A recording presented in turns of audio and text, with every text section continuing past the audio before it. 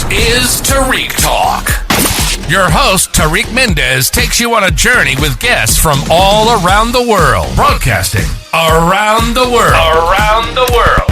This is Tariq Talk.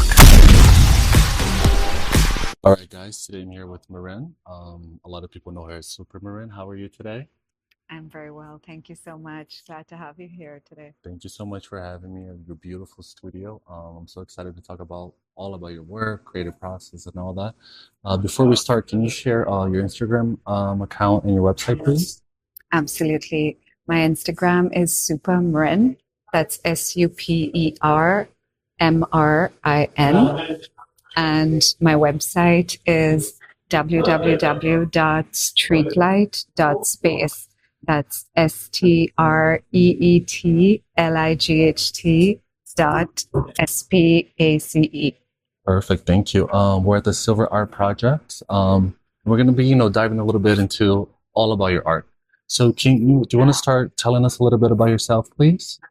Yes. I'm originally from India. Okay. I moved to the US in 2015. So I can't believe it's been 10 years old. Wow. This year. It's actually my anniversary. Oh, congrats. Thank you. And I spent about a decade practicing architecture in Delhi before I moved into fine art. So in all of my work, you'll see a lot of connections, both in terms of tools and materials, but also in terms of conceptual critiques of modernist and contemporary architecture. Wow.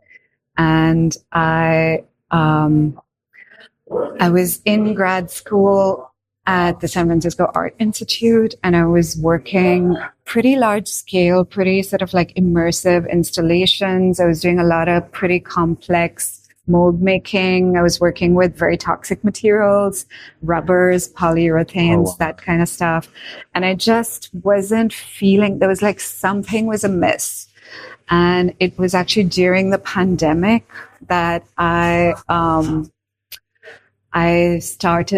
didn't have a science background at all, but I started to experiment with and participate in a community of open source material scientists. And I started learning more about biology, and that eventually led to the kind of work that I make now. And so the move from architecture to art has been a big part of my personal and professional journey. Also, the move from India to the US has been a really interesting experience. I've been fortunate to have traveled pretty extensively within the US. I've lived in San Francisco, I've lived in New York, and I've also lived in Ohio, in Cincinnati. And I actually teach sculpture and interdisciplinary practice at the University of Cincinnati presently. So I don't know, there's been a geography and place is such an important part of my experience, both with architecture and with art, and having this opportunity to really understand different cultures, different places, being embedded in different communities, I think has been sort of the narrative unfolding of my life, which I don't know how that happened, but I just get to engage with a really diverse range of people through my experience. Oh, wow. That's amazing. Thank you for sharing that. You said you were an architect. How did you make the switch from architect to artist? And were you always an artist? Like growing up, were you always like drawing and sketching? I was always an artist. And actually when I was 2 years old, so we come from a small farm, in central India, in Madhya Pradesh. My grandparents had a sort of a small piece of land where they had mango orchards, and I would spend summer holidays in the fields learning and working with the women in the fields.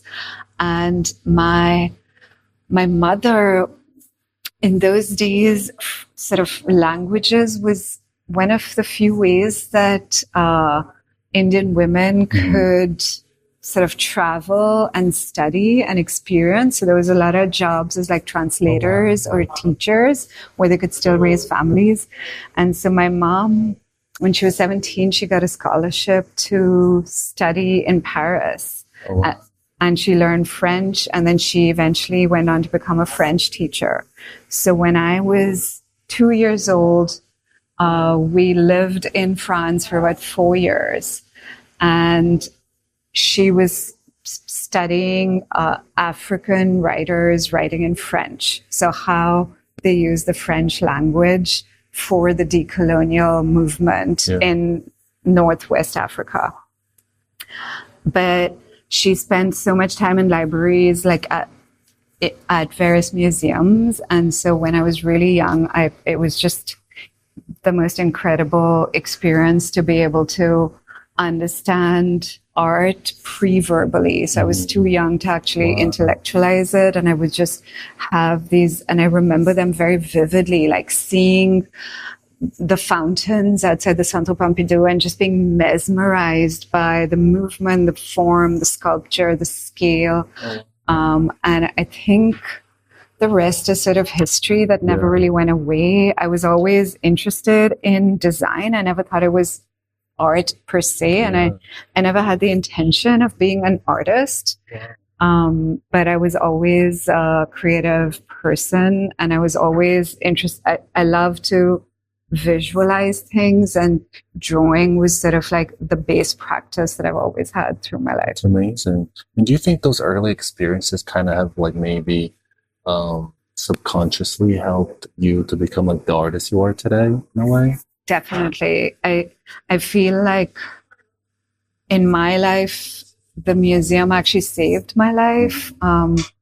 There was a lot of various challenges in the family, in society, in sort of being immigrants at various points of my life, that I think for me, art and ideas and these objects that I saw around me gave me a sense that I could do anything, and we could be anything, and that there was something outside of the sort of like the rigid or narrow views that sometimes society imposes on women in India, and on just on us, that we impose on ourselves in general as well. Absolutely.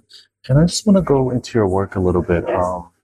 Do you think like those, you said like the, you know, like being on the farm, and like I'm guessing you have the experience to like touch things and play with things and like, you know, divulge and everything about like the eco stuff. Do you think that has kind of like influenced you in a way, like to how you were a kid, like playing with all of that, and now you're kind of like, because I saw that you use grass to make a few of your sculptures. Do you think a little bit like it's like a full circle moment that you had that experience and now you're able to kind of like, you know, touch a little bit in that and then use that for your sculptures today? You know, I remember very vividly learning as a girl on the farm, learning how to make clay by just taking soil, and we would put it in a plastic bag, put some water in it, and bury it underground for a week, and then dig it back up, and it would become like a really beautiful clay, and then we would make little clay ovens with that clay, and then we would roast corn on those ovens and eat it. And it was like, I must have been like, I don't know, 5 years old or something, but it was like the most fantastic idea in my mind, that you could just go to the soil and cultivate this entire cycle from something so raw and basic. And it's kind of funny now that my work has done this full circle, where my mom jokes and she was like, Mrin is still on the fields, and the name of my project is also Field. And and as an architect, I was part of this moment in India, in Delhi, where real estate was exploding, and overnight the fields were being transformed into like large glass skyscrapers. And when you see that raw earth being excavated and you feel the wounds of the earth, I'm really sort of always thinking about that relationship between the built and the unbuilt, the raw materials from the earth that can form a full cycle and can sustain us, but then can go back to sustain other life forms. And so, in a way, I feel like it took so many years of a journey for me to understand my roots and like what I learned from my family, my history, and all of the women around me. Oh, wow. That's so cool. It's kind of like how the universe kind of conspired for you to have these experiences and like live in different cities, experience like France as a little girl, and then have the, you know, the biological knowledge when you're a kid to now be able to create these beautiful pieces. And I think it's so interesting, like the structure. There's always like a structure with so much detail. That's probably your architecture background. That's why I love, you know, seeing the work in person and speaking to the artists, because, you know, certain things starts to fit. You're like, oh, it wasn't just me. That it makes sense that it's like that. Do you want to tell us a little bit about your creative process? Like, how do you come up with these ideas? Do you like go into nature looking to get inspired, or do you just get inspired by little things every day and you make like little mental notes for future projects? How does that work for you? I think it's like I see other realities and dimensions, and nothing that I make is like, I'm not taking a photograph of the landscape and then trying to draw it accurately. I'm really thinking about these as certain kinds of organisms. And I'm thinking about like how each of us grow. Like, what does growth mean? How much do you sometimes have to like hurt yourself to grow some other part of yourself? How does society, how does life form us and shape us into who we are? And what is our self-agency in that? And so if you look at my sculptures, there's always some sense of like something grew itself. There's like some kind of artificial intelligence, not in the way we think about it today, but there's sort of like a different intelligence, a non-human, or maybe more like primitive intelligence at play. And so I feel like the images just come, and once I start, it's sort of, I embody that creature, and I'm thinking about like, how would I grow? How could I grow? And that's how the pieces make themselves. There's a lot of layers and building and layering and layering. And so just in terms of technically to explain what you're actually looking at right now, because it can be confusing, especially in an image. This, for example, is a tensile structure made from fallen maple trees from this landscaping firm on the outskirts of Cincinnati, Ohio. So I'm interested in these like plant wastes that are actually grown for domestic consumption. So they're like, is it nature? Is it a commodity? That question is always triggered. And then I make these interior sort of like skeletal structures from those plants. And then I do sort of like a complex mold making process. And I cook my bioplastic, this green material that you're looking at. It sort of feels like vegan leather. Oh, wow. And I cook it on my stovetop. That's so cool. In giant pots. Oh, wow. And I have in my studio, I have like a little sort of almost like a little commercial kitchen set up where I make the materials. Wow. And so one of the most exciting things about my work for me is that I get to research history of a land. I get to research and understand communities and people from a place. And often when I work site specifically, all of my materials are from that place. Wow. And so they become sort of like memorials to like every grass species is different in different landscapes. The different species will give like slightly different tones and colors and textures. It sort of becomes this almost like a memorial to a land. That's amazing. So when you create like a specific piece on site, it's not a prepared piece. You create from everything you get from that area. That's amazing. Wow, that's such detail, like amazing detailed work. Thank you. Wow. Thank you. You know, when I first saw this piece, I thought it reminded me of like humans, like our life on Earth, and like what's next, like rebirth, reincarnation. You know, it's like really like how? Because I saw like a body, you know, like whatever you go. At least for me, like whenever I go through difficult times, I always go to the ocean. or I always go to the mountains. Like I have to touch soil. I have to like meditate on grass. You know what I mean? So it's like I feel like when you do, I get like goosebumps. When I do that, like I feel like there's like an extension part of my body within the earth. And when I don't, if I'm not in nature for a long time, then I feel like I get like, you know, like, I don't know, like my frequency gets like distorted, you know, like black and white TV of the fuzz.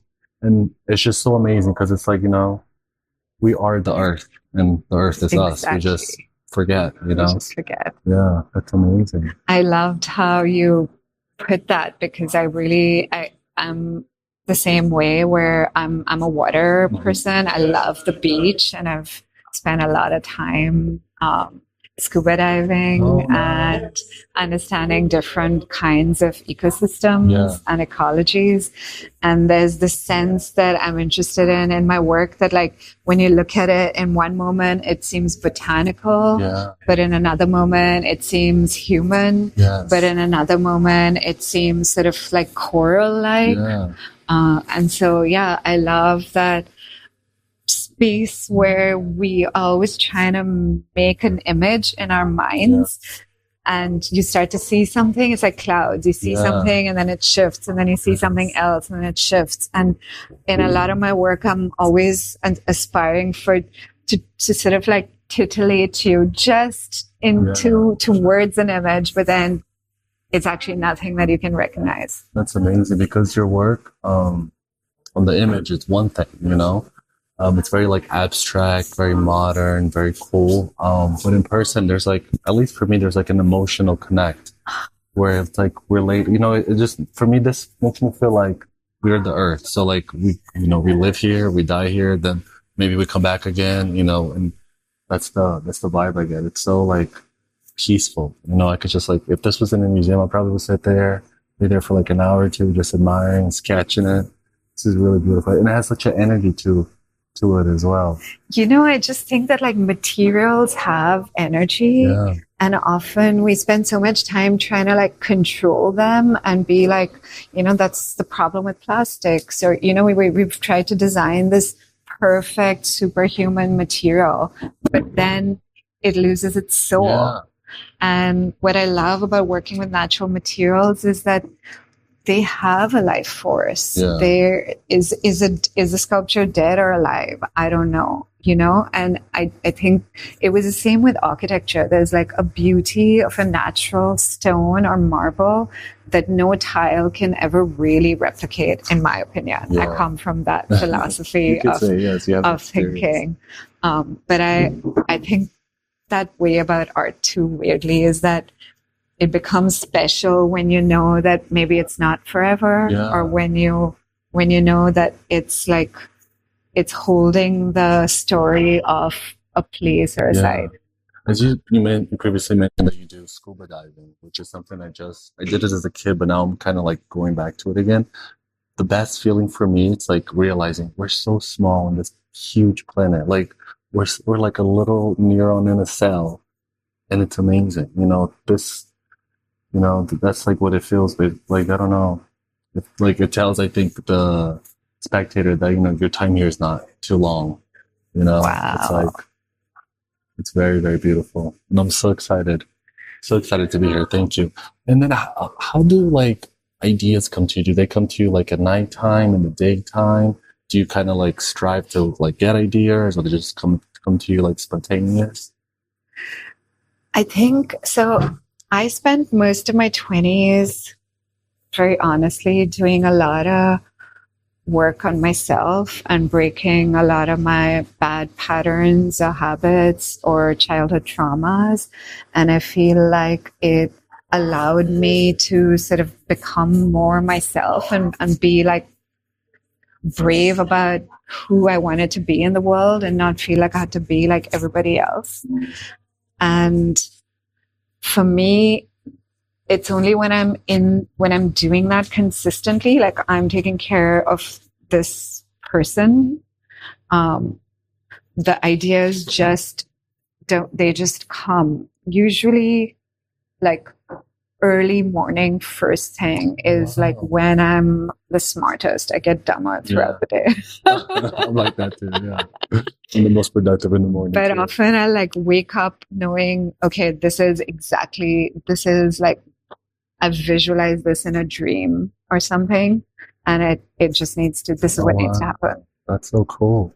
And then are you able to like remember the idea, or do you have to write it down, or otherwise you forget forever? Like, are you an artist that's able to remember it? Or do you have to like? I remember the feeling of it, even if I lose some of the details. Okay. I often just remember like a sort of a starting point. It's never the ending point. And I think that's the beauty of materials, is that I can start with my imagination, but it is like the pushback that the material gives that actually makes the work more interesting than I could have conceived. Yeah. And so I think for me, that image is like the starting point. And then once I start, it's like what you said, it's actually just about like, I'm often thinking pretty ritualistically about like, how do I transfer this energy force into this material, and how is it giving me that energy force back? Yeah. So I think that like without materials, it's like a castle in the sky. Like the material gives that response that makes it tangible on the earth. Oh, wow. And then when you think of like a sculpture design and you start to create it, does it come out exactly as you plan, or is it like a very organic, spontaneous process where you kind of let, you know, the branches that I saw you use sometimes, do you let that like take you like on a journey, or you kind of like strict because you're an architect and you have that background, the way you want it to look how you want it to look like, or do you just enjoy the process? I mean, it's a bit of both. Especially for larger scale works, you need to be pretty organized when making large scale sculpture or architectural scale work. This piece, for example, the base of it was actually modeled on Rhino on 3D software. So I actually use a lot of pretty complex computer-aided design moves as just for like the mold making process of the work. But then again, once the branches come in, once the materials are in my hand, I give myself the permission to like keep expanding and growing and transforming. So yeah, it often starts very precise, and it's more, I would say, more than like trying to be precise throughout. What I'm really trying to do with material research, with structural research, within all the areas of the R&D for my work, is more about setting up a system where I can have flexibility through the process as I go. So how can I like get the base right that is still going to allow me all of these different options down the road as the work progresses? A piece like this, for example, took me about like 2 months to make, which is a pretty long time. Like I don't make a lot of pieces every year. I make maybe like, if I can do 10 or 15 pieces in a year, especially at this scale, that's like pretty ambitious for me, because there's like many parts of the mold making and sort of like complicated moves, and then cooking the grass and getting the materials and working with communities. So it's sort of like, it is very process oriented. And I feel like if I have the right process, the outcome is the right one. Yeah. Wow. And then when you're cooking the grass, how is that process for you? Because to me, it seems like, I think cooking is very therapeutic. So is that process like, do you get excited? Like, are you already having the visions of where you're going to create? Or are you like in the moment focused on cooking the grass? I'm a bit spoiled these days because I've learned that I can freeze the material and then reuse it, like warm it up when I need it. So I actually have a freezer, and I need freezers as like my storage process. So when I'm making material, it's very one track. I'm like usually it's more about where I'm sourcing the grass from. So a lot of the samples here that you see are actually from the Greenwood Cemetery. And I have a sort of ongoing partnership with them where, because there's someone mowing the lawn every day at Greenwood Cemetery in Brooklyn. Cool.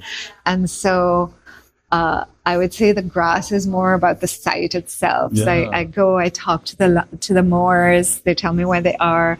I take bags, and as they're mowing the lawn, I'm like having conversations with them and like collecting some of the waste clippings that they're gonna send away, and then taking them to my kitchen. And then first I have to like boil the grass to get rid of any of the toxins. Then I wash it actually in my washing machine. No way, you can do that? Yeah, way. I double bag it. I use nut bags and then like the laundry bags on top of that. So it smells like gold. It comes these thin, beautiful, like cellulose fibers. It's like such a precious material. That's so cool.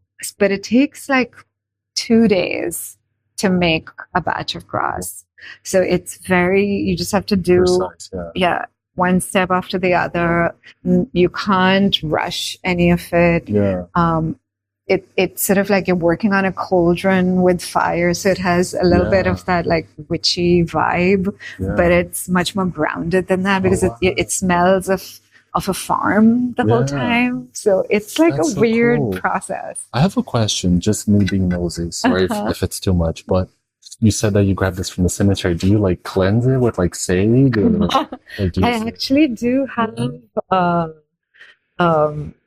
I use a lot of natural essential oils. Okay. So it takes the bad juju away. But I think of it more as like a good it's like it's like literally the circle of life. It's the circle of life. So cool. And it's like that gratitude for the abundance of the earth. That's so cool. I was like, because my next question is going to make sense, but hearing you talk about like, learning about your work, I was like thinking to myself, I was like, wow, when I die, I want her to make a sculpture out of me if that's possible. And that would be so cool to like, I know it's like a wild thought, but it's really cool. No, I've actually had other people request this from me is that they would like to be like buried in a sort of like a bioplastic pod, and that then the materials decompose with the bodies. And I think it's really, a lot of people are doing like more sustainable forms of burials than coffins because wood just takes so long to decompose. Absolutely, but it's like funny that actually I get that question quite often. Because I was like, this is so cool for like, your family to come, meditate, talk to you, have like a visual, just look at the ground. And is there like if you could do any project in the future, not worrying about budget or any restriction, do you have anything in mind that you would like to do? I'm actually like working towards, I'm like working on a bunch of proposals. So fingers crossed for me. Yes. But from the onset of this body of work has been this desire in me to work at architectural scale, outdoors, in a landscape where the sculptures become a rewilding tool for a sort of like a traditional lawn. And so a site like a manicured lawn or a golf course or something like that or like a sports stadium where they're actually trying to rewild the landscape and plant new species of plants and ecosystems. And so, in my vision, I do outdoor large scale works that as the art decomposes, there's seeds inside and it triggers new things to grow. And so you could imagine this with like some leaves growing from some parts and some parts breaking down. Fabulous. When I first saw your work before I saw that you were an architect, I did see like a structural like frame to it. And I thought, oh, maybe, perhaps she had some knowledge in that. But I also thought like, how they do like for Art Basel, they do a collab every year. I thought like, once I learned that this is like biodegradable, I thought maybe like this kind of like taking over a skyscraper, like a fungus type. And then the part that's on the ground, you bury it. And I thought, like when I learned that you're an architect, I was like, wow, that would be such a cool thing. It's like this takes over in the skyscraper, you know? I mean, it's such a dream. Like even these arched pieces back there, I often see these like huge windows, arched windows in buildings, and to be able to take over the entire facade of a building with every arch having the grasses and trees sort of taking over a concrete site. That would be like a dream come true. Yeah, because like when I first came in earlier today in the studio, I thought, oh my God, these like blown up, like, you know, 4 or 5 floor like height with the shadows and the sun going in between. Oh, it would be like phenomenal. Thank you. You know? I also think that it's a question of resolution. So like trees of different scales and sizes, because I'm incorporating grass and trees, the natural tendency would be to go to a specific scale or size, you know, so like to be able to use full size maple trees and make a sculpture from that. So cool. And like, oh my God, I just like thinking now, you traveling around the world doing these installations, like fitting, as you said, you take the source from where you are. That would be so cool. I actually did a project in Switzerland in 2023. Congrats. Thank you. And it was the largest sculptures that I've done so far. I was there for 2 months, and all of the materials were sourced on site. And I was in this sort of like vineyard chateau, and I reused the winemaking facilities to make bioplastic. That's so cool. And I got all the grass from the classical French gardens of the chateau. And 1 week before I got there, I mean, it was extremely tragic. And there was a freak tornado that blew down, razed 150,000 trees. Oh my gosh. In the city where Le Corbusier was born. Oh my God. And it was sort of a climate change related freak hurricane. Yeah, because I was going to say Switzerland doesn't have it. Doesn't. It was like, it was devastating. And so I got there. It was so sad and freaky to see this devastation. And I pivoted the entire project to account for that and sort of participated in the community cleanup for all of that. And eventually the sculptures that I made were using the fallen trees from that calamity. And were you able to have access to like different trees that perhaps you wouldn't have been able to had they not gone through the hurricane? I mean, I used a lot of the European linden, which I've never seen here in the US, a lot of which fell down in the storms. But yeah, it's like a weird project sometimes because so much of this is in conversation with sort of disasters, death, cycles.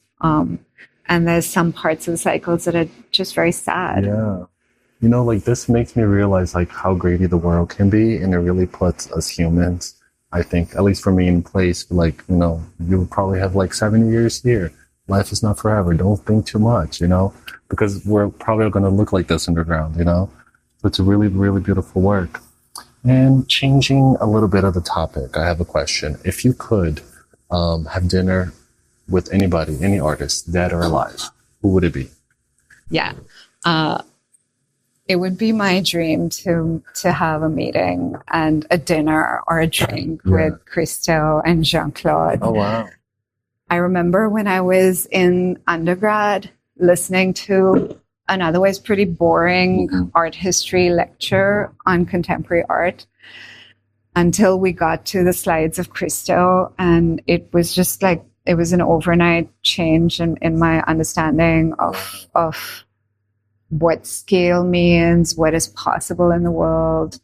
I don't know. It's like there's a way in which they were able to transcend maintain their autonomy as artists, but do much weirder projects than artists usually try. Another artist that I would love to have a drink with is Pierre Huyghe. Oh. But a lot of the big installation artists have been my people that I've looked up to as a young artist. I think now, like, I would love to have a drink with the artist Mrinalini Mukherjee, who shares my name, my first name, who I think she passed away in 2015. She had a retrospective at called Phenomenal Nature. I think it was it at the Met?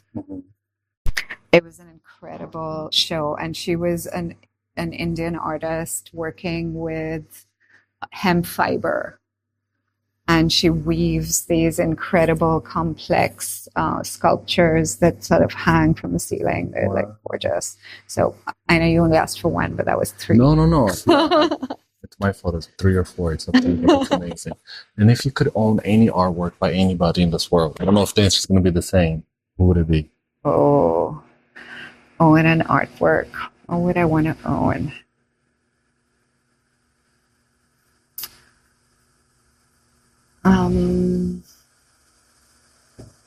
I've never thought about owning work because I feel like work should be seen by everybody and belongs to the museum. You're the first person to say that. That's so nice of you. Yeah. I feel like that's what I love about institutions is that many people get to share something. You're the first person in this podcast that has said that. I would love like a Calatrava pencil drawing original. Oh, wow. That's so cool. Yeah. Wow. I would love any architecture blueprints. And I love that too, because then you're not owning the actual work. The work is out there for the world, but you get to have like a little part of that. Yeah, that's so cool. That's so sweet of you. And then speaking of the future, do you want to share any projects or future projects you have coming up? Yeah. I'm working with an organization called GenSpace, which is essentially the world's first community biology lab. It's in Brooklyn, and I've been a member of the community for a pretty long time now, since the start of this body of work. And a lot of the community there has helped develop my materials in different ways and provide a lot of feedback and support. And so I'm actually working on a grant right now with them, with the Anonymous Was a Woman Environmental Art Grant, to study my recipes and develop a spec sheet using different scientific testing methods, so that I then have a full data sheet on like exactly what is the composition, the chemistry, the strength, the biodegradability, the light fastness, all of the sort of still unknown components of this material. And I'm working towards a solo exhibition next year at the Weston Gallery in Cincinnati, Ohio. Upstairs is going to be the artist Diana Al-Hadid, who is like a huge inspiration in my work. I love her work, and so it'll be an honor to have her upstairs and have this solo exhibition downstairs. So yeah, it's going to be a whole new body of work, and that's keeping me pretty busy in the studio these days. But I'm also simultaneously developing those outdoor protocols for the outdoor sculptures. In your day-to-day life, are you always getting inspired by your surroundings, or like are you able to kind of like, let's say like tune out the noise and just like focus on your task? Or are you like 24 hours, like would you describe yourself as a creative, like you're getting inspired by little things and getting ideas here and there? It's hard to tell. Yeah, definitely. I think conversations, I think being here with all of these artists that are incredible artists around me, being in the studio and having those moments where we like look at each other's work and we're like thinking or talking together, or like, I mean, the view that I have in the studio right now is just so phenomenal. And there's just something about even today, like sometimes when it's sunny, all of this will be like backlit, all of the work, and it looks incredible. But even on a foggy day like today, that quality So of much the light mystery. Yeah. is so powerful. Yeah. I think, there's, who knows where everything comes from, but there's always something invigorating about the world and about experiencing new experiences. Especially you. Yeah. And I think for me, travel is like a fundamental part of how I've learned how to be a person and how I've learned other ways of being, that just like what my parents taught me is not the only way, or that different cultures have such different ways of processing the world around them. Oh, wow, that's beautiful. And I feel like, you know, like this time in your life, it's like the universe put you here for a specific reason, you know. I feel like you're so in tune into, as you said, like frequency, energy. Now you said you did so much like self-work in your 20s. So I feel like everything, it's like leading up to now. So I definitely hope, oh my God, I have ADD as you can tell, but like, you know, as we talk more and more about your work, I'm thinking like, oh my gosh, you should do something in the Amazon. That would be so cool. Could you imagine you going there, like, because it's like endless possibilities, you know, with all the material there. It would be so, so amazing. But to circle back here right now where we are in the Silver Art Projects at the 4 World Trade Center, how has this residency program been for you so far? It is so wonderful. I mean, Gregory, who's the director, is just wonderful. He's sweet, supportive, always a champion of all of our work. There's 24 artists in the cohort, and it's a year-long residency, which means that we just get to hang out and support each other. We go to all of each other's openings and exhibitions and show up. They also bring in a lot of visitors, curators, directors, collectors, other artists to studio visits with us. And I have not talked to this many people ever before in my career in terms of like a professional angle. And I think that's one of the greatest benefits, is just how many conversations I'm having every day about my work and about other people. That is actually like, I don't know, it just makes you think more, and it brings in ideas that I may not have to begin with. But yeah, I've loved this experience. I've loved being here. I love both of these drawings have been made in the studio here. Okay. And so just having this beautiful light and being able to get into that meditative space and state has been wonderful. That's so cool. And are you an artist that you like the interaction, like when you're working? Would you prefer to kind of like tune out the world, start your artwork, and then finish it? Do you enjoy like that interaction from like different people, hearing what they see from your work? I love the interaction. I feel like my work is made to be seen by all types of people. I don't make my work just for other artists or just for like books. I make it for people, and I feel like the goal of all my work is to move you and to allow you to experience yourself. So I'm very conscious in my work that you're looking at the work, but you're actually looking at yourself in a way that you get some kind of feeling of moment to just be able to be yourself. So yeah, my work is always made for people to experience. That's amazing. It was definitely a self-reflection for me.